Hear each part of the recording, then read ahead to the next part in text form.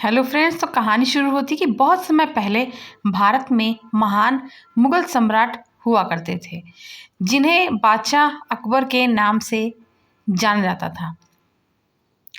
अकबर के शासन में नवरत्न थे जिनमें से चतुर बीरबल भी शामिल थे। बादशाह अकबर बीरबल से पहली बार जंगल में मिले थे जब वह रास्ता भटक गए थे। तब बीरबल ने उन्हें रास्ता दिखाया। उस समय बीरबल को महेश दास नाम से जाना जाता था। अकबर ने महेश दास का नाम बदलकर बीरबल रख दिया था। साथ ही बीरबल को विशेष सलाहकार के तौर पर अपने दरबार में नियुक्त किया था क्योंकि बीरबल बहुत अधिक बुद्धिमान थे। वह अपने ज्ञान और चतुराई से हर सवाल और उलझन का हल निकाल दिया करते थे।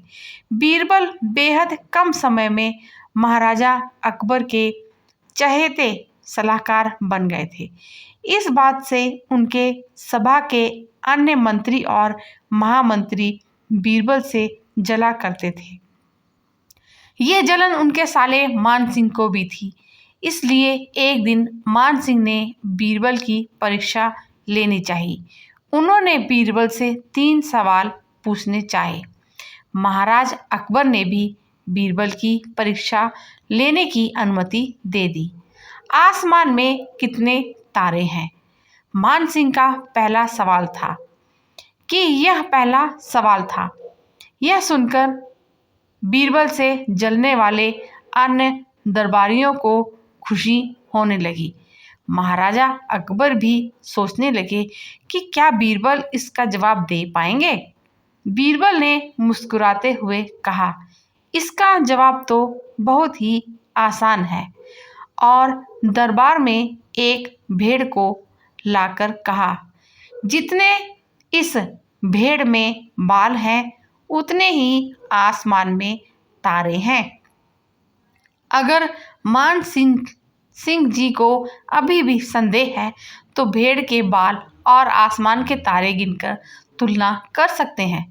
बीरबल की चतुराई देखकर बादशाह अकबर मुस्कुराने लगे और कहा उन्होंने, क्यों मान सिंह जी, आप गिनकर तुलना करना चाहते हैं?